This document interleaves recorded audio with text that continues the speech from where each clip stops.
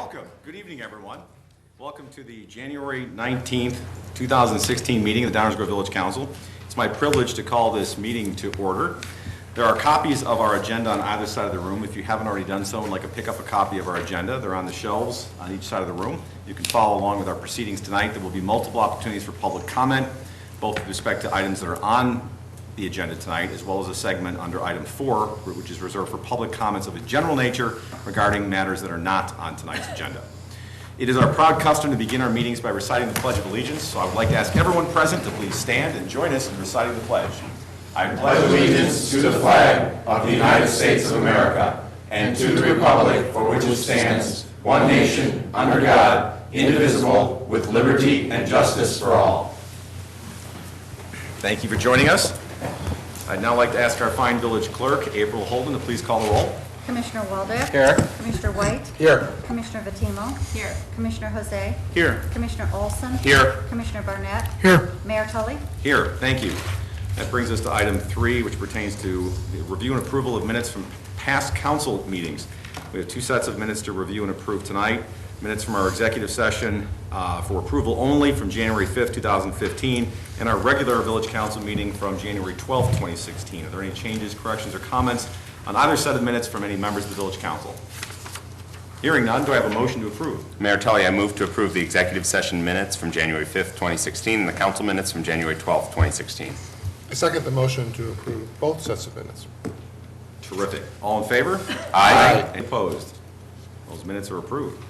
Moving right along, that brings us to item 4, which, as mentioned earlier, is reserved for public comments of a general nature. If there are any members of the audience who would like to ask a question or make a comment of a general nature with respect to something that is not on tonight's agenda, we would ask you to please come down to the podium, introduce yourself, and we welcome hearing from you.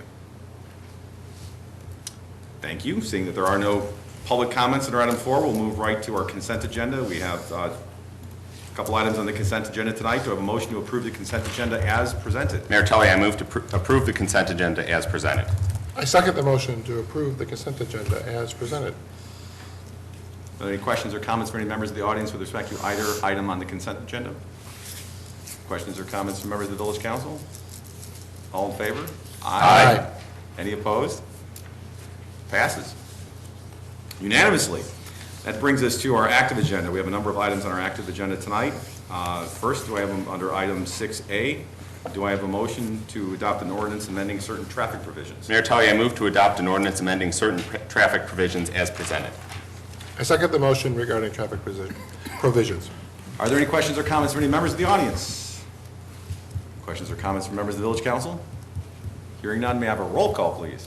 Commissioner Olson. Aye. Commissioner White. Aye. Commissioner Waldeck. Aye. Commissioner Vitimo. Aye. Commissioner Jose. Aye. Commissioner Barnett. Aye. Mayor Tully. Aye. Matter 6A passes unanimously. That brings us to item 6B. Do I have a motion regarding the sales tax rebate agreement with Lemon Tree Grocer? Mayor Tully, I move to waive the reimbursement payment due to the village pursuant to Article 6.2 of the sales tax rebate agreement between the Village of Downers Grove and Lemon Tree Grocer, LLC, dated May 8, 2012, and to declare the agreement null and void, provided that Lemon Tree Grocer, LLC reopens a minimum 1,000 square foot grocery store at 5101 Mokel Drive no later than October 1, 2016. I second the motion as presented. Questions or comments from members of the audience? Questions or comments from members of the village council? Commissioner Barnett.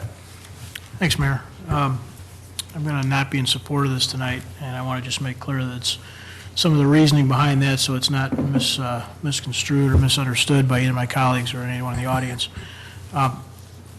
In the time that I've been up here, I've been as big of an advocate of trying to work for and with our business community as anyone, and I believe that to be the case tonight. I encourage working with the Lemon Tree. I circulated kind of an alternative proposal which didn't get any traction, fair enough, but I think that this proposal as it stands leaves open a lot of questions about how we operate relative to sales tax agreements, relative to the original intentions of the agreement with the Lemon Tree. There are challenges to be sure down there operating a grocery store. This agreement does have the provision of operating a grocery store, but it's pretty open-ended and certainly allows for anybody to change their mind down the road without any particular consequences to the village. We entered into that agreement intending, on the best of intentions, as did Lemon Tree, and certainly they've tried and we've tried, but I think we should be doing something that is a little bit more respectful of the village's contract with Lemon Tree. So I wish them the best of luck, certainly, and I, like I'm sure everybody up here, hopes this works for them going down the road. It's important to our downtown that there's vibrant, active businesses down there. But I think there's some history here that's worth respecting and some contracts that are worth respecting, and I'm not sure that this does that in the way that I see fit. Thank you, Commissioner. Commissioner Waldeck? Thank you, Mayor. Well, as I stated a few weeks ago, I sincerely hope the Lemon Tree will be a success in their new business model. But make no mistake, based on the emails and comments that we received, no mistake, let me be clear, the village should play no role in closing the Lemon Tree, nor should it. We have no part in that. This is strictly the agreement that was previously made. In the last meeting, I asked the question, would the Lemon Tree reopen if they were not allowed to keep the over $25,000? And I got no answer. And considering the losses sustained by the current model and the expense in opening up a new model, the $25,000 is immaterial to the reopening. Contrary to some previous comments, the village did not beg the Lemon Tree to take this agreement. Also, catchy phrases such as 50% of something is better than 100% of nothing are meaningless in this situation. Consider that 50% of off sales generally allow the doubling of the price and then 50% off that, which gets you to the original price. The agreement simply states that they owe our taxpayers $25,000. Possible threats of lawsuits and other such silly talk are empty. It would behoove the defendant to pay rather than fight, especially considering the various permits that would be required in a new business. So I won't discuss that further because that's just silly talk. In my previous comments, I stated that the Lemon Tree was never the grocery store it was supposed to be, nor will it ever be. We have other numerous tax rebate agreements, and regardless of what everyone might tell you, letting the Lemon Tree off the hook will set a very bad precedent. We are very clearly subsidizing a failed business to the detriment of its law-abiding competitors, and I can't understand why we would continue to prop up an already failed business. It's like betting on a losing horse even after the race is over. Makes no sense. One can only imagine how much better the sales tax revenue could have been with a successful business. That is what we owe the taxpayers and not a cash giveaway. I cannot forget the shameful way the owners of the Lemon Tree publicly embarrassed the village on national TV, and now they're asking for favors. I cannot understand how an owner could make political contributions of over $20,000 and then ask the taxpayers to give them $25,000. I don't think we do it in our private lives. I don't think we should do it with public funds. We still haven't defined what a grocery store is and why other businesses can't get $25,000 for offering groceries, and what stops a business from selling its groceries to its associated restaurant and taking a rebate. The cash giveaway agreement is worse than the old failed agreement. Tossing out the old agreement is bad enough, but to have any agreement going forward when we just give the money away without consequences is just plain silly. It's not an agreement at all. It's just a cash giveaway. This even gives the term corporate welfare a bad name. I cannot support this agreement. Thank you. Thank you, Commissioner. Other questions or comments from members of the council? I won't repeat the history that I related at great length last time, but by any measure, this is an extremely unique situation, and the concept of this setting some kind of precedent to me is, I think, distant at best. I have yet to see anyone else that we've asked to open up a grocery store in the downtown, nor have I seen anyone who's approached us asking for a subsidy to do so. So the odds of this happening again, I feel very strongly, are slim to none. This was a situation where the business was asked to do something, not the other way around. That's completely different. That alone sets it apart from every other sales tax incentive agreement that we have or have had in my memory. The reality is that the agreement did work for 5 years. For 5 years, there was a grocery store in downtown. People can have their personal opinions about whether it was their kind of grocery store, or whether they liked the people who ran it, or whatnot. We all have different opinions on that, and I'd like to think that we respect each other's opinions and don't degrade them by casting them aside as silly. We did have a grocery store for 5 years, and things changed, a number of different things changed, and this is a situation where if it makes economic and business sense to renegotiate a deal, that happens all the time. As consumers, we do that with our lenders, we do that with our banks, we do that with the people we transact with. If it makes sense, you do it. This is simply a situation where it makes sense. We're still getting a grocery store in downtown. It's not a giveaway because there are conditions. They have to reopen this new business. They have to reopen it with at least 1,000 square foot grocery store, and they have to do it by October 1st of 2016. If they don't do those things, then the clawback is as active then as it is today. So the question is that enough? And I respect that some of my colleagues think that we ought to be asking for more. Some don't even want to go that far. So I think it's a fair compromise of a renegotiation that is designed to facilitate, not regulate.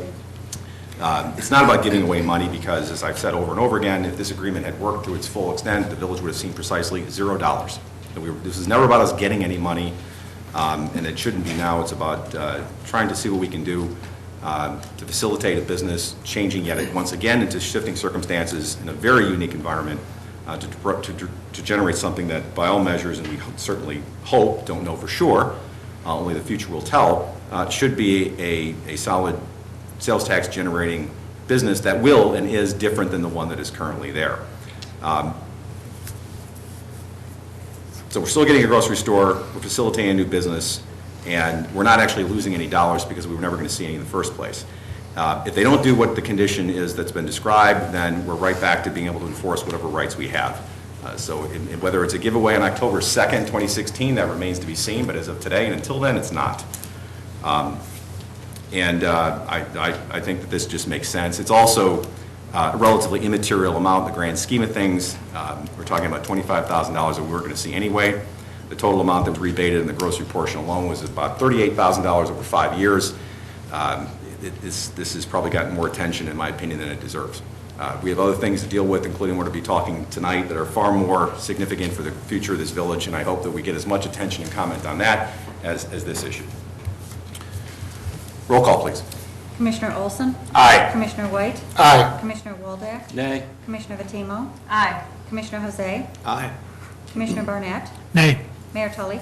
Aye. Matter passes 5-2. That brings us to item 6C as in Charlie. Do I have a motion authorizing a 3% annual salary increase for the village manager effective January 1st, 2015? Mayor Tully, I move to authorize a 3% annual salary increase for village manager David Fielman effective January 1st, 2015.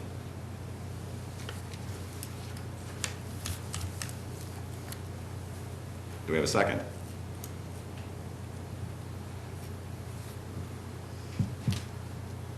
Second? We have a motion, we have a second. Questions or comments from members of the audience? Questions or comments from the village council? Commissioner Barnett. Mayor, could I ask you to, given the format that we've got here tonight, maybe just give everybody a little recap on the process to this point, the 4 motions and why there's 4 and why there's separations of 15 versus 16, et cetera.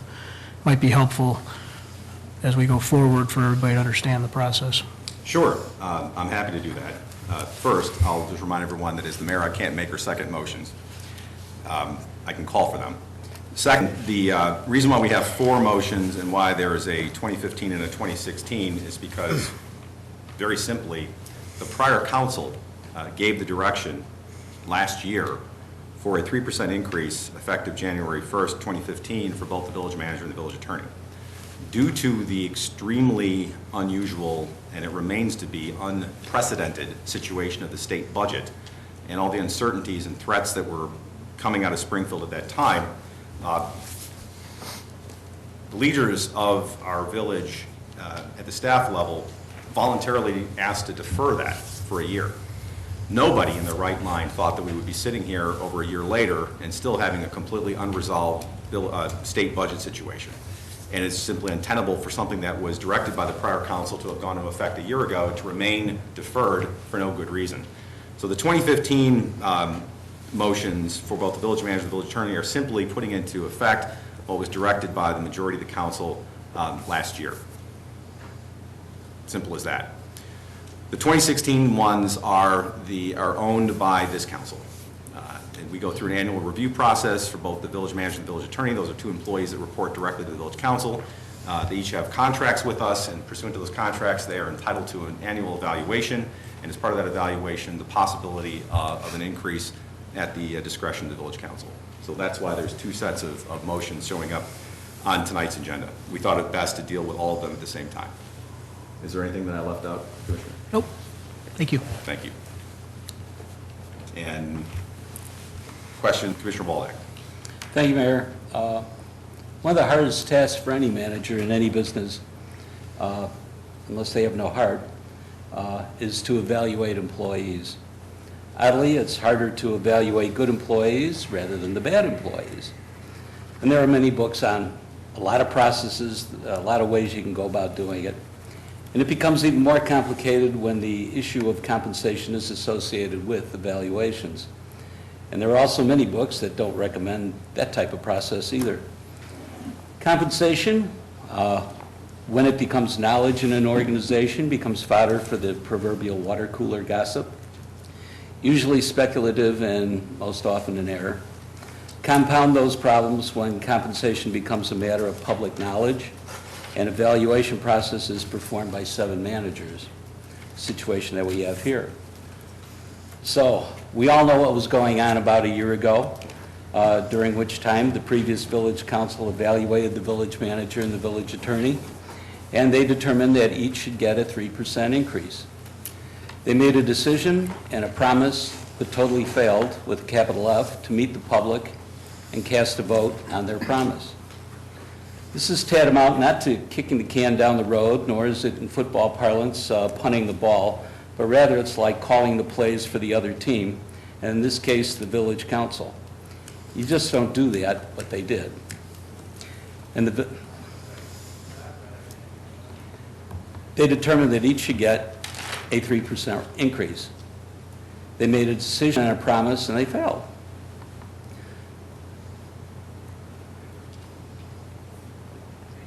So they failed to enact them. Four of those council members are present and are answerable for what happened. And they may or may not explain what happened. 3 of those council members are no longer here. And quite frankly, if I ever hear somebody brag about making the tough decisions, I will be happy to add this failure to the list. Considering the promise made and the promise owed, I will support 3% increases for both of our employees. Thank you. Thank you, Commissioner. Commissioner Jose. Thank you, Mayor. That was a fairly stunning and incorrect description of what happened. What actually took place was that the evaluation took place. It was positive in both cases. We haven't yet gotten to the village attorney, but I'll jump ahead. And the decision for a 3% increase had been made. At that point, we were approached by both of them, and they said, for the reasons that the mayor has already explained, that they would like to forego them for the time being. It's kind of hard to write a contract and then rip it up right afterward. That's typically not how those things work. If their contracted salary is X, then you don't pay them X minus some percentage, you pay them X. It's really that simple. There was nothing nefarious. There was no punting. There was no kicking the can down the road. And any attempt to cast it as such is just plain misguided. Thanks, Mayor. Thank you, Commissioner. Other questions or comments? I'll just add that I thought I did explain exactly what happened, and I, for one, proudly hold myself accountable to every single vote and decision that I make and always have. This one's no different. This is a classic example of no good deed going unpunished. You're right. The failing was next time we'll force them to take the money, even if they ask for a deferral. But the point was there was no question that the decision was made. It was a very unusual situation, and out of the highest regard for the best interests of the community and for the organization, there was a request voluntarily made to defer this because we didn't know what was going on. There were threats to the local government distributive fund at that point in time. We've seen other things such as attempts to freeze property taxes, to withhold other sources of income to the village. And it's just a classic no good deed goes unpunished. And I'm sorry to see that there's some punishment going on here because I don't think it's called for in any way, shape, or form. It's simply making up on something that yeah, should have been done a year ago and would have been done a year ago, unquestionably, except for in a highly unusual and aberrational situation. So, I mean, I had no problem with this a year ago. I would have voted for it then, and I'm going to vote for it now. Other questions or comments from members of the council? Otherwise, I'll ask for a roll call, please. Please. Commissioner Jose? Aye. Commissioner Waldeck? Aye. Commissioner White? Abstain. Commissioner Fatimo? Aye. Commissioner Olson? Nay. Commissioner Barnett? Aye. Mayor Tully? Aye. That passes 5 affirmative, 1 nay, and 1 abstention. It brings us to item D as in David, 6D as in David. Do I have a motion authorizing a 2% annual salary increase for the village manager effective January 1, 2016? Mayor Tully, I move to authorize a 2% annual salary increase for village manager David Fieldman effective January 1, 2016. Second. Questions or comments from the audience? Questions or comments from the village council? Commissioner Waldeck. Thank you again, Mayor. The proposed 2% increases, and I'll speak to both the village manager and the attorney motions. The proposed 2% increase was put forth by majority of the village council. I can't support as much as a 2% increase at this time, given the circumstances. Government statistics indicate no increase in the cost of living. This is also borne out by the failure of the federal government to allow a cost of living to a large segment of our village residents who face a tax increase. As stated before, there is a downside to combining evaluations and compensation, as well as public discussion that makes water cooler speculations seem inconsequential. While I intend to have more detailed discussions with the employees, suffice it to say publicly that I cannot support as much as a 2% increase as proposed. Thank you. Thank you, Commissioner. Other questions or comments from council? Commissioner Barnett. Thanks, Mayor. I'm going to just kind of sum up all 4 motions here in my comments. Mayor, you and Greg certainly described my thoughts on the 2015 element of these 4 motions. But as we move forward to 2016, I have a problem. I'm not comfortable adding to our payroll. It is, as Bill said, it's difficult sometimes to sit up here and have these conversations, particularly in public. I'm sure probably this is about the least fun meeting of the year for Dave and Enza to sit here and listen to us talk like this. But the fact of the matter is, we have a couple of outstanding employees with whom I have the utmost confidence, and I like them both personally. But I look at each of these elements as I have with other compensation-related matters that have come before this group. And there's pieces of it for me. There's performance out of the gate, and I think performance is outstanding of our employees. I really believe that. But the other things that factor into the question about this annual evaluation of compensation to me include market, where do we rely, where do we sit relative to the rest of the market.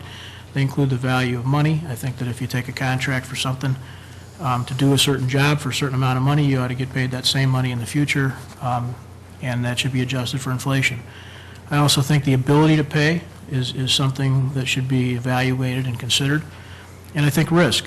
And so from my vantage point, most of those elements point to a situation where we ought to be holding pat. Those risks that caused Dave and Enza to feel like they wanted to be helpful last year still exist. They're all still in play in Springfield. There's been some funds released lately, but all the same questions about property tax freezes and LGDF and what's going to happen with MFTs, those all still are open-ended questions. The cost of living has simply not increased. And I've mentioned this at LRP meetings. I'll mention it again here just for the record. We have held the line on headcount. I say we as though we're doing something. Dave and Enza, the two that are doing the work, have managed to hold our headcount, our total number of employees, relatively flat for some time now. Yet, the cost of payroll as a percentage of operations continues to increase. And that doesn't have a good end. That's an unsustainable path. And I'd like to see us really focused on how we're going to change that curve.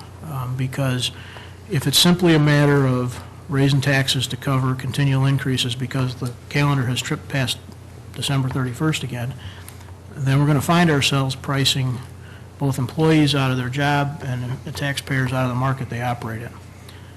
So I am not supportive of 2016 raises, but I want to make clear, as ridiculous as it may sound and difficult of a conversation as it's not a performance critique. I just think that we really need to be evaluating whether or not we can afford to continue to operate the way we are and process these annual evaluations and compensation changes the way we are. So I'll be voting no on the 2016 issues before us tonight, and yes, as I did with Dave, and yes again on ends on the 2015 issue. So I just want to clarify that, Mayor. Thank you, Commissioner. I'll be- Questions or comments, Commissioner White? I'll be clearly voting in favor of the current raise. I want to take a moment to explain the abstention regarding 2015, in that I do feel that there was a promise made by the prior council, but I didn't make that promise. I think it was unfair of the prior council to put that on us. I have no question that the promise was made, the promise should be fulfilled, but I'm not comfortable that I'm the one that made that promise. But with respect to 2016, I will strongly support the amount that's indicated. Thank you, Commissioner. Other questions or comments? I'll just add that we ask more and more every year the leadership of this organization, and the things that we ask them to do oftentimes are measured in 6 and 7 figures. So from some perspective, I look at it from performance perspective. I also look at it from a comparables perspective, what a top-performing people in these roles in DuPage County get paid, and also in terms of return on investment. The dollars we're talking about here are modest by comparison to just about anything else. And to recognize top performers within our organization who inspire and encourage others in the organization to keep that headcount low, the costs of which are dwarf the numbers we're talking about here tonight, and also implement some of the changes and innovations that don't just save us a few pennies here, but can save us hundreds of thousands and sometimes millions of dollars potentially a year, depending on what they are. Those are the kind of people you want to keep around at the helm of your organization, because there's a lot of icebergs out there, folks. There's a lot of coral reefs, and I don't want this ship to end up on one of them. And I think we need to have good captains at the helm. These are modest dollars, and I think the return on investment dwarfs what we're talking about here. That doesn't mean that it's always going to be the case. Anybody who's been a constant council watcher for the last 10 years knows that there have been more than a number of instances where increases have been frozen for an extended period of time. So these aren't automatic by any stretch of the imagination, and nor is there necessarily, as you can see tonight, agreement amongst members of the council, this council, former councils, and I promise you future councils, in terms of what their own personal experiences are, their own personal views are on how anyone ought to be compensated for doing anything. And it plays itself out here on TV on Tuesday nights at least once a year. So welcome to the sausage. Any other questions or comments from members of the council on this one? I'll ask for a roll call on item 6D as in David. Commissioner Olson? Aye. Commissioner White? Aye. Commissioner Waldeck? Nay. Commissioner Fatimo? Aye. Commissioner Jose? Aye. Commissioner Barnett? Nay. Mayor Tully? Aye. The matter passes 5-2. That brings us to item 6E as in Edward. Do I have a motion to authorize a 3% annual salary increase for the village attorney effective January 1, 2015? Mayor Tully, I move to authorize a 3% annual salary increase for village attorney Enza Petrarca effective January 1st, 2015. Second. Thank you. Questions or comments from the audience?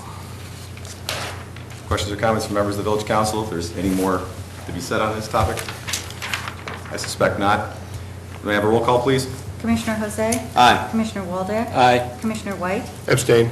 Commissioner Fatimo? Aye. Commissioner Olson? Nay. Commissioner Barnett? Aye. Mayor Tully? Aye. That matter passes 5, 1 nay, and 1 abstention. That brings us to the last item on our active agenda, item 6F as in Frank. Do I have a motion to authorize a 2% annual salary increase for the village attorney effective January 1st, 2016? Mayor Tully, I move to authorize a 2% annual salary increase for village attorney Enza Petrarca effective January 1, 2016. Second. Questions or comments from the audience? Questions or comments from the village council? May I have a roll call, please? Commissioner Olson? Aye. Commissioner White? Aye. Commissioner Waldeck? Nay. Commissioner Fatimo? Aye. Commissioner Jose? Aye. Commissioner Barnett? Nay. Mayor Tully? Aye. The matter passes 5-2. That brings us to the end of our active agenda. And on to item 7, our first reading or our workshop agenda. We have no items on tonight's first reading or workshop agenda because all the action will be next door later on with respect to the facilities discussion. Stay tuned for that. That brings us to item 8, the mayor's report. We have one item under the mayor's report tonight, and that is a resolution appointing a new member to one of our boards and commissions. And I'm going to ask the village clerk to please read the resolution first, and then we'll have a motion in a second, and we can discuss it if necessary. A resolution appointing Jean Eberhardt to the Zoning Board of Appeals. Whereas Mayor Tully has appointed Jean Eberhardt to the Zoning Board of Appeals, now therefore be it resolved that the Village Council of the Village of Downers Grove does hereby confirm the appointment of Jean Eberhardt to the Zoning Board of Appeals to a 3-year term expiring August 31, 2019. Mayor Tully, I move to adopt a resolution appointing Jeannie Eberhardt to the Zoning Board of Appeals as presented. I second the motion regarding Jeannie Eberhardt. Thank you. Questions or comments from members of the council? I'll just add that I always greatly appreciate when members of the community offer to volunteer their time and effort to serve on one of our boards and commissions. All of our boards and commissions are indispensable to both staff and the village council performing their roles. Most of these boards are advisory boards. The ZBA has some final authority, but nevertheless provides welcome input to the village council and to the community, and they do so for truly altruistic reasons. And we greatly appreciate all the volunteers, and my thanks to Ms. Eberhardt for agreeing to serve, and we look forward to her joining the Zoning Board of Appeals. Any other comments from any members of the council? If not, I'll ask for a roll call, please. Commissioner Olson? Aye. Commissioner White? Aye. Commissioner Waldeck? Aye. Commissioner Fatimo? Aye. Commissioner Jose? Aye. Commissioner Barnett? Aye. Mayor Tully? Aye. That matter is approved unanimously. And we'll skip over the manager's report, I presume? Yes, Mayor, thank you. And we'll jump to item 10 for now, council member reports. This is an opportunity for members of the village council to report on goings on in the community or other items of interest, including anything that they may want to share in their liaison roles to various other entities and boards in town. I'll start to my left tonight with Commissioner Barnett. Any report? I have no report, Mayor. Thank you, sir. Commissioner White? A very brief report without a slideshow. Next Tuesday, we'll have the next speaker in the Frog Series, Professor Knudsen from the University of Chicago is going to speak on the importance of sleep. And I can now confirm that we have another speaker from Downers Grove North who's going, an alumni of Downers Grove North, who's going to speak on March 8th, I believe it is, or March 7th, it would be March 7th, on the role of women in science, and that's Emily Templewood is a 2012 graduate of Downers Grove North. And enrollment is open for the Frog Super Saturday classes that will start a week from the coming Saturday. Thank you. Commissioner Olson? I wanted to note that the newly formed Downers Grove Exchange Club is seeking members and having a meeting 6:30 on Thursday, January 21st, at Another Round Bar and Grill, 5141 Main Street in Downers Grove. It's a newly formed service organization that's looking to get started in Downers Grove. They're looking for members to join their efforts and help guide this club as it starts its work in Downers Grove. So very excited to see that. Plan to attend the meeting and see what they're doing, and would encourage anyone in the community who's interested in service to join as well. 6:30 Thursday, Another Round. Thank you, Commissioner. Commissioner Fatimo? Oh, I do have a report. By all means, please. The Downers Grove Economic Development Corporation Executive Committee met last Friday and heard a presentation from Chris Brewer. He is Vice President at ACOM, which was retained by the EDC to prepare a retail market study for Downers Grove and the trade areas. ACOM has submitted a draft report. The final report will be submitted very soon. The report will be used to develop the retail sales tax strategy. That's it.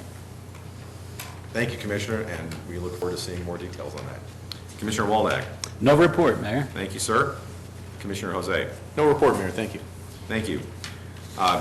Very briefly, just follow up on the Coffee with the Council was held at the Downers Grove Public Library this month. There was a very good forum for it during the chilly months, and appreciate everyone who came out. We had talked, and I'm glad to see that we are trying to once again hold Coffee with the Council every month throughout the year For a while, we had gone back to doing it at the farmer's market during the balmier months, and then weren't necessarily holding it during months where the weather was more inclement. I don't know what staff has in mind for the next location, but I'm glad to see that we're doing this and always appreciate folks coming out. I know sometimes we try to move it around the community to take it in different spots, but typically try to hold it where people are going to be anyhow, because it usually helps facilitate both people who came with that as their destination, but also folks who may be in the area anyway and see the sign, see us standing there, and come up and offer us some sage advice. And the other thing I'll pick up is with respect to the Exchange Club. It is a new service organization in town. I would be remiss if I didn't point out that we have a number of outstanding service organizations in our community, and all of them, I think, add robustly to the fabric of life in our community. And to suggest that we wish one good luck in getting started isn't to suggest that people shouldn't consider the other service organizations that are in town. But all the different service organizations have a slightly different perspective, meeting time, constituency, and whatnot. And I think the really important message is that we would encourage, especially on the heels of the National Day of Service, Martin Luther King Day, that everyone in the community think about a service organization where they could be a meaningful part of it, choose one that fits them, and then by all means join and help improve the quality of life in our community generally. And that's all I had to add with that regard. Now we'll jump, well actually what we're going to do is we're going to adjourn the meeting here in Village Hall Chambers, and we're going to adjourn, or how do you put it? We recess. We're going to recess the meeting and reconvene across the hall in the committee room to take up the item that is on the manager's report, which is focused 100% on the facilities plan update. I don't know if Village Manager Phelan, you want to add anything at this point before we do that? Not at this point. See you in the committee room. All right, very good. In that regard, I will ask for a motion to recess the meeting to the committee room. Mayor Tully, I move to recess the meeting to the committee room. I second that motion. May I have a roll call, please? Commissioner Olson? Aye. Commissioner White? Aye. Commissioner Waldeck? Aye. Commissioner Fatimo? Aye. Commissioner Jose? Aye. Commissioner Burnett? Aye. Mayor Tully? Aye. Motion is approved, and we will be recessing to the committee room and back online in probably 10 minutes or so. Thank you. Committee room. We are going to, we have recessed to the committee room. We're going to begin our discussion on the manager report of the facilities update. And to begin things, I'd like to introduce Assistant Village Manager Mike Baker, who will lead us through the balance of the discussion. Mr. Baker, good evening. Good evening. Thank you, Mayor, members of the council, and the community. I have a few brief introductory comments, and then we'll allow time for council questions and discussion. I'm going to walk through information that's on the board here, starting on the far left. For those who have been following along, this will look very familiar. We are in a process right now that will establish a long-term plan for the sustainable maintenance of two of the village's major facilities, the police station and Village Hall. In the green boxes over there, you can see a summary of the process that has been laid out, which began in September of this year. We'll spend some time discussing the issue and some of the specific challenges and problems that we face with these buildings. In October, there was discussion about resources and direction received from the council on which resources to consider as we move forward and establish a budget. And you can see a summary of the issue here. And then to touch a little more on resources, based on the direction provided, we're approaching this project focused on existing revenues and existing sites, meaning property on the Village Hall Civic Center site. Based on existing revenues, we've established a total project budget of $16 million, with $1.5 million coming from the Asset Forfeiture Fund, and an estimated $14.5 million bond issue that's made up of the three revenue sources that you see listed there at the bottom of the board. More recently, we went through a process of reviewing proposals for architectural services and entered into a contract for pre-design services with Williams Architects after that competitive process. And in the last month and a half, Williams Architects, working with the village, has conducted on-site assessments and preliminary space programming I'm going to turn it over to Mark Bushhouse right now, who is the managing principal and president of Williams Architects. He's been doing architectural work on municipal facilities for over 30 years and has extensive experience on a range of different types of improvements for municipalities, including a number of public safety facilities. So I'm going to turn it over to Mark Bushhouse. Thank you. Glad to be here tonight. Hope we can give you all the information you need and answer any questions you may have. As Mike indicated, ourselves, our architects, and our engineers did review the two facilities, the police station and the village hall, reviewed the basic construction, reviewed the systems, that's the heating system, cooling, electrical, plumbing, fire suppression systems, along with our engineers.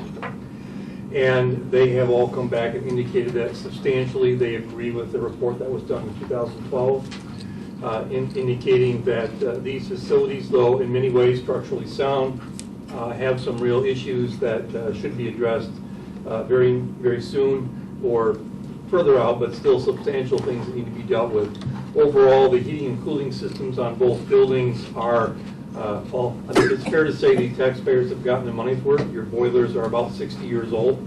That's very old boilers, and they heat both buildings from a remote building down at the end here. And those should be replaced. They are going to be increasingly problematic maintaining them. Other aspects of the heating system are also past their useful life and should also be considered for replacement, especially if any changes to the buildings are considered. The lighting systems, as you see in this room, do not have any of the energy-saving features which are now required. There's no LED lights, there's no automatic controls. All of those things save enormous amounts of electricity in modern facilities, are required by current codes, and are highly recommended for all commercial buildings. Plumbing systems are operating, but there are significant fixtures and portions of them that are past their useful life and are also recommended to be replaced in the near future. Electrically, there are numerous aspects of the systems that are also past the end of their useful life. There's inadequate emergency generator power, an older generator, and all those are also recommended to be replaced at your pretty much your earliest convenience. So the backdrop of the project is you've gotten good use out of these buildings. The police facility is a good, solid, sound brick and block structure, very structurally in good shape. It was designed to do what it is doing. It's an essential facility, which police stations are, which means they have to have a higher level of structural capacity, both for wind loads and others, so that they can be still standing and operational if the weather gets pretty tough. The idea is those essential buildings should be the last ones to go down and hopefully never go down. So at Village Hall here is a repurposed warehouse, I believe you folks have indicated. And while it's certainly standing reasonably well, it has certainly been repurposed and reworked over the years, and it has was built under different requirements, not as restrictive and heavily requiring the structures that a police station does. So with that, we agree with the previous studies that indicate that you have substantial items to get at here at these two facilities in the near future, and that will require significant investments. Next step is we work significantly with staff, both at Village Hall and police, talking about space needs. And we spent considerable time talking about staffing and talking about the spaces they use and need. We've also in the past have toured other facilities. If it helps the board to know, we are currently also planning and programming 4 other major police stations in the Chicago area. And so this is something we are very current and working very hard on. That said, I'll say the Downers Grove staff has been particularly open to and very excited about looking at space needs in very efficient ways. And that has allowed us to come up with space programs for both police and Village Hall that I would say is not the standard old technique of space utilage. They've been much more interested in and willing to and excited about actually multi-using spaces so that rooms can be used for different functions at different times.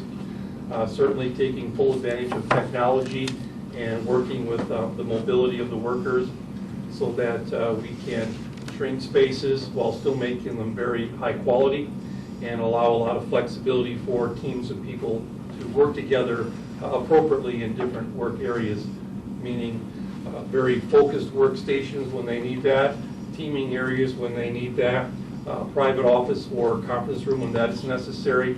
And so we've approached this, and I would say in a much more economical and efficient approach that I'd say really is looking more like private industry in the approaches they're taking to maximize their utilage of their buildings and allowing their workers to have different places and opportunities for how they work to keep them working efficiently, but it really also at the same time really does control the square footage that would be necessary.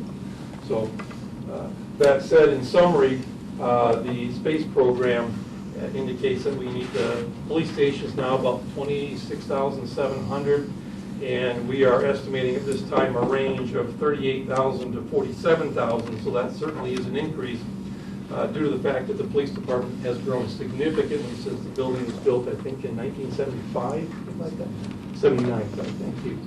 So certainly there's been tremendous changes in population and employee growth in the police department in those years. So they have significantly overgrown that facility during that time. At the Village Hall, interesting enough, sort of the reverse has happened in that you have about 50,000 square feet here, of which 30,000 is fairly active areas used by staff and the public. And we're estimating that to maintain active staff areas and areas used by the public, not counting council chambers, they would need more in the range of 16,500 to 21,300. So both of those numbers are certainly less than the 30,000 that we actively are using now, and quite a bit less than the 50,000 square feet the building has. However, in our evaluation of the building, some very good things came from that, in that you have a good portion of this building more to the east that is currently being used for archives. It's also being used for long-term storage of police evidence, which could continue to do so very effectively and require only the most modest of changes to allow it to continue to do that very well for you. Therefore, we could focus the area of renovation in this building to be the areas that are actively used by staff and the public when they visit.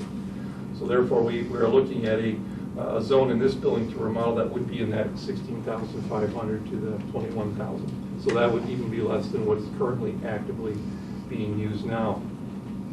So the good news is, like I said, you have an organization that is certainly very focused on and excited about multi-use spaces and highly efficient use of space, really in important ways, learning a great deal from private industry and taking advantage of the technology that your staff and village use.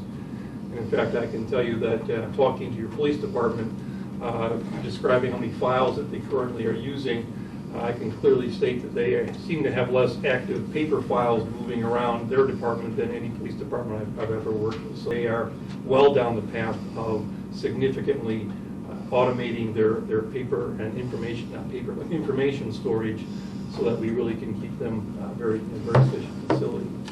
So those are the basics of how we've looked at the space programming and have come up with a program range that staff is very comfortable with at this point, and certainly as times move forward, we would continue to refine that to be more exactly on task with what they need. So that's kind of what I was thinking there, and you were going to talk about the options and other aspects. Yeah, just wrap up the staff comments and then allow time for questions.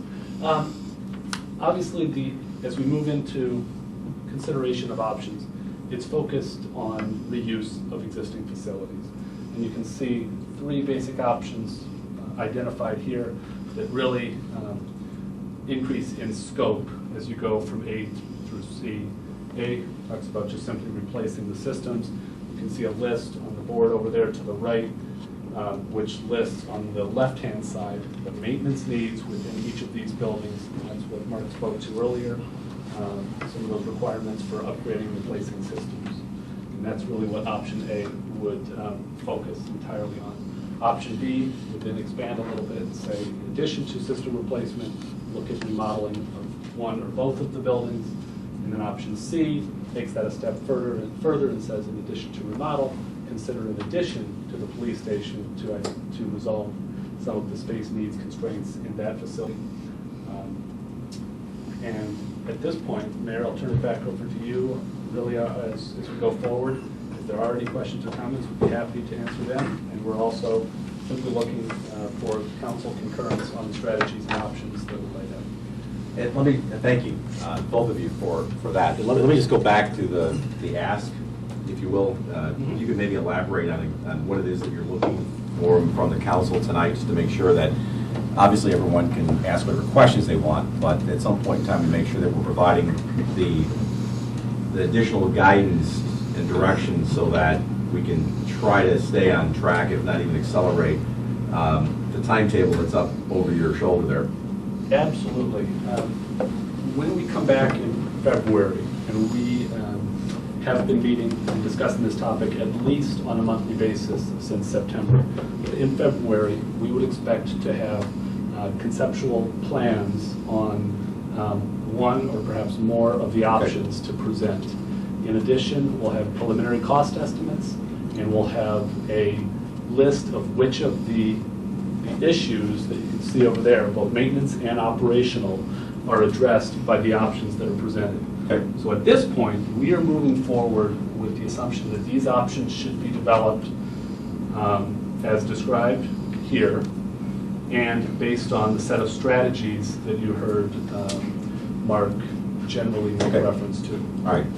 These are the strategies that we're using to work toward these options, and that's really the concurrence that we're looking for from the council that would allow us to present conceptual plans in February. Sure, and my guess is that's really what everybody wants to see, is the stuff that we're going to see in February that are conceptual designs with dollars associated with them, and some indication of what falls off that list or doesn't fall off that list based on each of those options. So really what you're looking for tonight is concurrence that that's the step we ought to be moving towards for next month. And then, of course, affording anyone any questions that they may have at this juncture.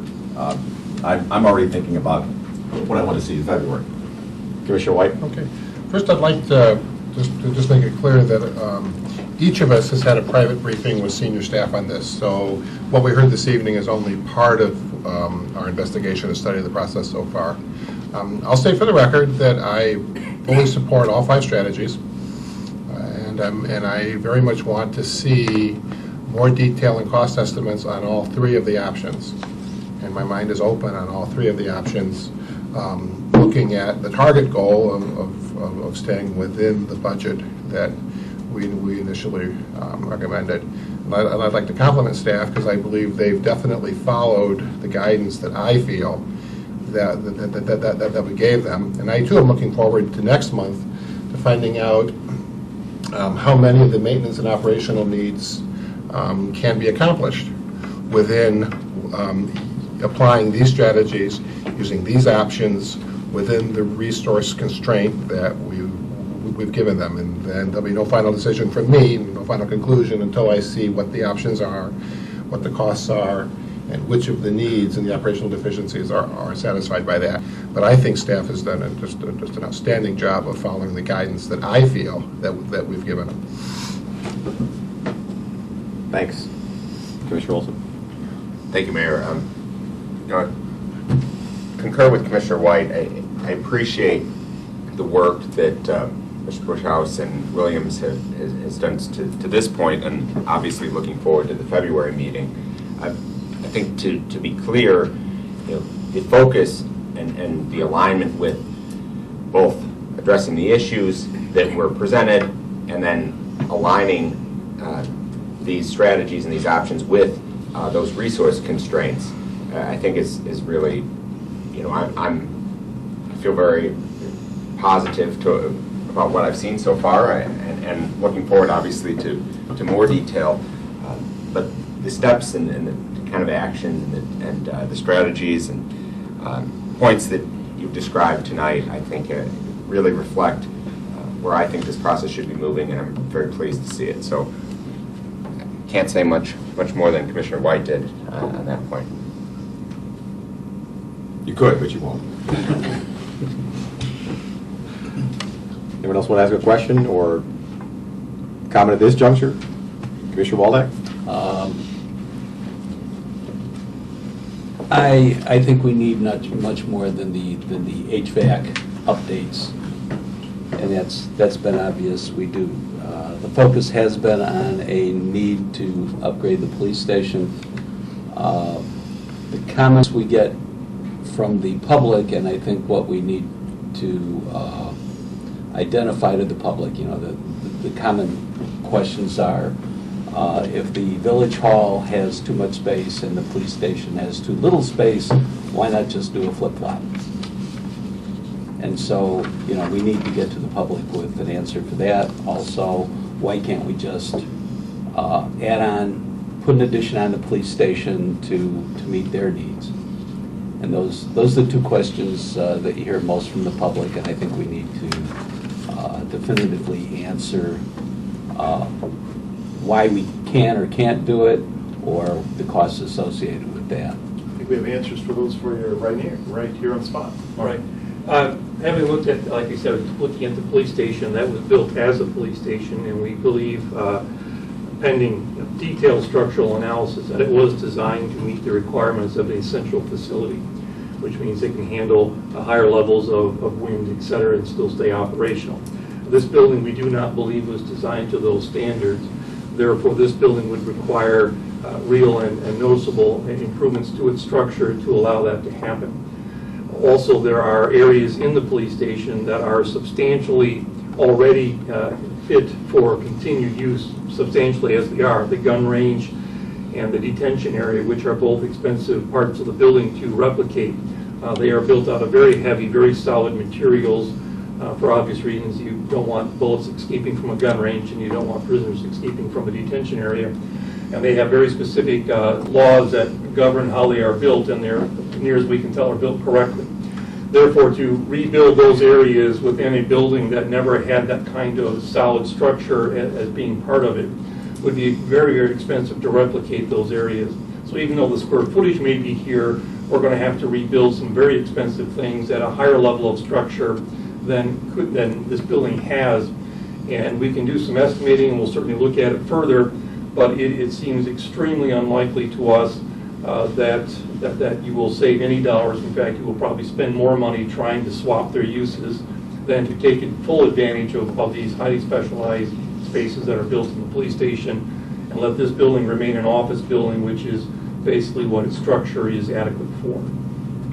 Yeah, second-story addition to police. And to add another floor, Story, sorry. to add another level onto the police, the foundations may be adequate for the additional weight. However, the roof is built as a roof, not as a floor, and there are substantial structural differences between the two. So to turn that into a floor to add another level, we basically have to peel off the entire roof, and with it, of course, everything that's underneath and attached comes off with it, and you expose the entire building to the elements, which means you have lost most things inside the building. The alternative is to try and build over the building without reworking, pulling that roof off, and that is a very specialized and expensive approach that's only usually done in like downtown buildings where the land costs and so forth are extreme.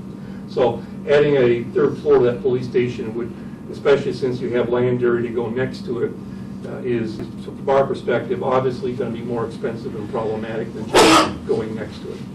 Well, thanks for that, because that's a question that I've gotten from the community. Right. So that's an answer. Thank you. Great. Thank you. Other questions or comments at this juncture? Bob? The process thus far is fine. The strategies are something I suspect everybody's going to be in agreement on. They're largely the same strategies as before in the last analysis, but for that last item. All those elements of applying long-range concepts, minimizing space, common solutions, shared uses, avoiding large spaces were all things that we talked about at length the last time, and they remain, irrespective of whatever plan, those need to be strategies that are across the top of the page guiding our decision making. My only concern, I guess, with the process is there's an option that I suppose maybe nobody's got an interest in it, but I'm a little concerned we're constraining ourselves. What I think I'm hearing is the police station is significantly, first of all, expensive to replicate. Secondly, has a lot of elements of it that function, although it's got some deficiencies. But there's a big element of sort of fixed costs, sunk costs that's owned in that facility. This thing, not so much. And so what I wonder is whether or not we ought to also be thinking about, if we've set 16 million as our limit, because we're basing that on existing revenues, what would it look like if this property were still sold? An addition on the police station can be an addition to handle police activities as needed for operations, or it can be an addition with that plus 16,000 feet of office space. There's more, I know there's storage and there's other things, but I hate to sort of pre-eliminate the idea that this resource, this asset here, would not be used in some other way, perhaps funding additional building. If that's something that is too many moving parts, so be it. But we're talking about investing, anywhere from $8 million of systems to $16 million of additional stuff, and I hate to do that. I hate to spend any of those dollars if I don't feel like we've looked at all the possible choices. This building here, there's nothing special about this building but for its location. So I'm a little concerned that we would be eliminating that out of the gate. Thank you. Well, I just want to say I like the strategies, I like the options. And I also think it's really important to say what I've heard in the community is that everyone wants the police station and the village hall to stay right where it is. So I think working with what we have is a really good idea. I'm all for updating the police station, remodeling it. They deserve it, they need the help. The community needs it. I don't think it should move, but that's just my opinion. But I like everything that's been laid out so far, and I'm excited to see what the plans bring along, and I'm happy that this is moving along. It's been discussed a lot over and over. I think the community wants it to stay here. I think that's really important. Thank you. Thanks, Mayor. Don't feel compelled. Well, I'm going to keep it brief because of that. I think next month is the ballgame. We really haven't learned a whole lot tonight. The presentation was fine. I've got no problem with it, but we knew what the challenges were. It's nice to have confirmation of that from an outside source. But we were all previously pretty much in agreement here on strategies too. What matters is, as the mayor said earlier, how many boxes do we tick off on this list over? And that's going to drive my determination on which option I'm going to support. Thanks. Thank you. I appreciate the check-in tonight. I don't think anybody is saying that they don't want to find out what's behind curtain number 3. We want to see what's behind curtain number 3. We're going to find out what these resources accomplish on that list and in what fashion. On that note, I think it's important that we quantify what those things mean. Some of them are pretty easy. Window replacement, I think layperson understands what that is. I think some other things such as, what's the big deal about lobby area space? And why is that important? I think we need to make sure that when we get to that segment in February, that we have some weighting, if you will, or some quantification assigned to those things. So if we're going to be leaving things outside of the box when the X-Acto knife is drawn around whatever it is we're doing, we know what we're leaving behind and what it means. Conversely, if we find out that these resources don't quite address all those things on that list, not only do we have the information necessary to determine how important or unimportant those things are, but then if we realize, golly gee, we've left some pretty important things off that, unaddressed on that list, you know what, they're still very important, that we can then perhaps look at some ways to address them if, after seeing them, and if understanding their weight, and if understanding other options for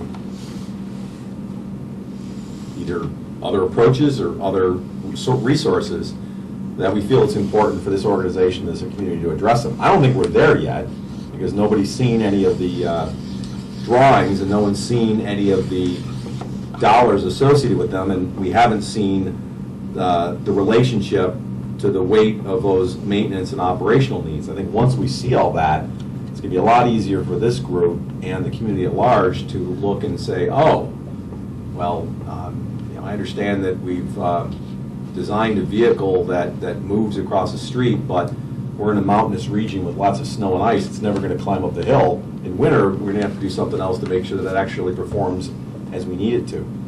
I don't think we're there yet. I think that's February. But I think at that point, just to pick up on Bob's point, I think that'll be the point where if people are going to be willing to figure out, well, okay, now how can we actually address some of these important things that this doesn't allow us to do with these resources, we can talk about ways to possibly do that. But I don't think we're there yet. If I may, there's a lot of land here, and if somehow it comes out to be economical and working better for the whole project, I think we'd like to see the village hall and the police station somehow connected. If it's an addition and it releases more space that can be used for something else, that would be a good thing.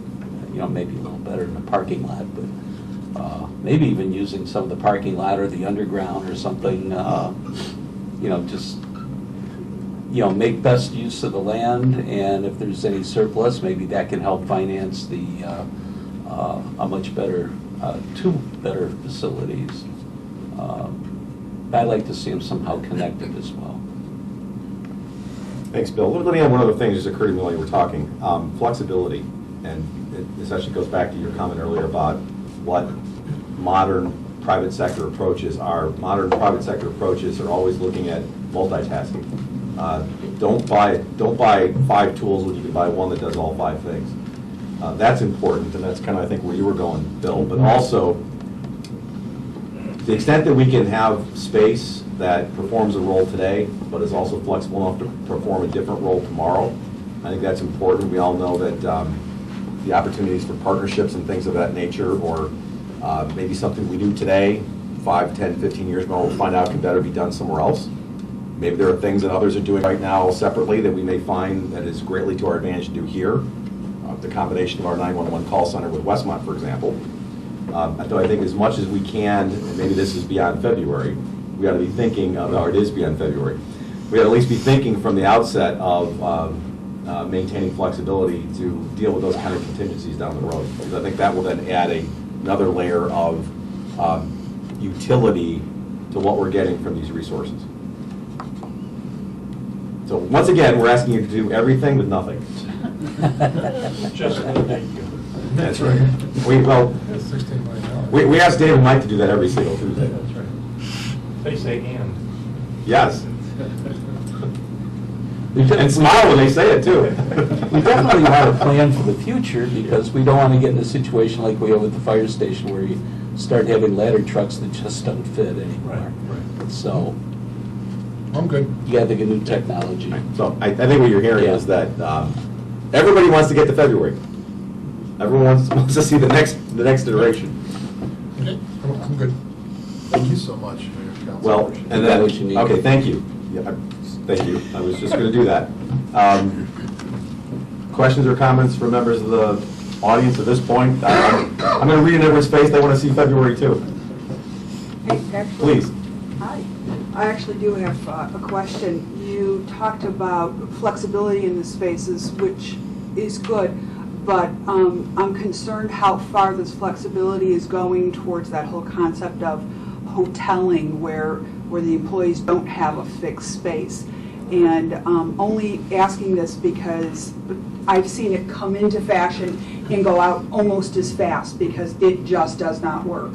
And I don't want us, at one point I think that we were thinking more about that in some earlier versions of some of these buildings, but I don't want us to get lost in the hoteling track when that's already shown to be impractical, and that employees actually wind up visiting more than they actually wind up working.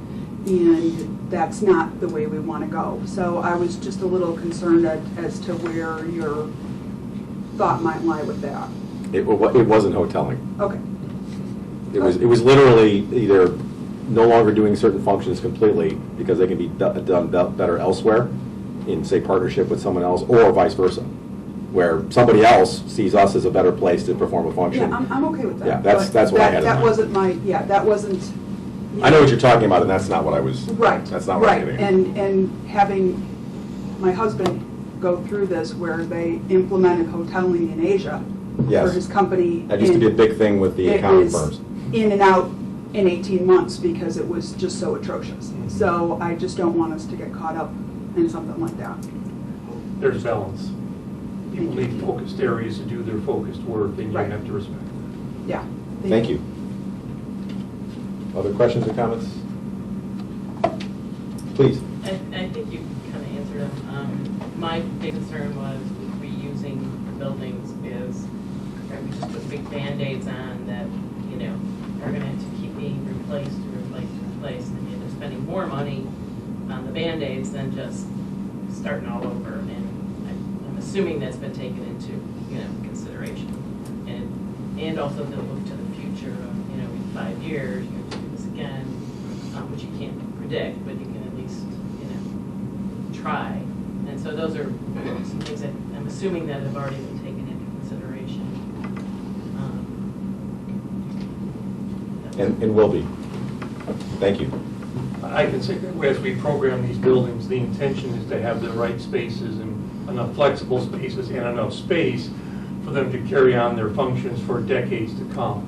Now, if your town suddenly grew and another 50% in population, then okay, then so be it, but that's not what is going to happen in Downers Grove. So the ability to plan on growth is much more confined down. Unless we're going to be like Hong Kong and go up. Other questions or comments from the audience? Well, thank you for your attention. Thank you for continuing to participate. Bill, do you have a Yeah, thought? just somewhere, one of the things that was successful, I think, in the Station 2 process was bringing in, I think it was a committee of employees, so at the appropriate time, you know, I'd like to see something like that, so. That is a key component of how we operate on a daily basis. We operate by 3 key leadership philosophies. One is communication makes us better. Another is we're tough on issues, easy on people. And the last one is great ideas come from anyone and everyone. The way to do this project and every other project is to get a broad support from everybody who works here. Organizational chart and position has nothing to do with your ability to solve problems. The best people to solve the problems of day-to-day work and interaction are the people that are doing that work. The best people that can explain to Mark how they need to use the space are the people using the space for that function. When we went to dinner with Mark tonight, we talked about exactly that. How do we get the best input from the people who actually use this space? And we had some great ideas that Mark threw out. A lot of them we're already doing here, and we can get better at that as well. So it's kind of a trademark of how we roll in Downers Grove. Very good. On to February then. Thank you very much. Move to adjourn. Second. All in favor? Aye. We are adjourned. Thank you very much and good night. Wow.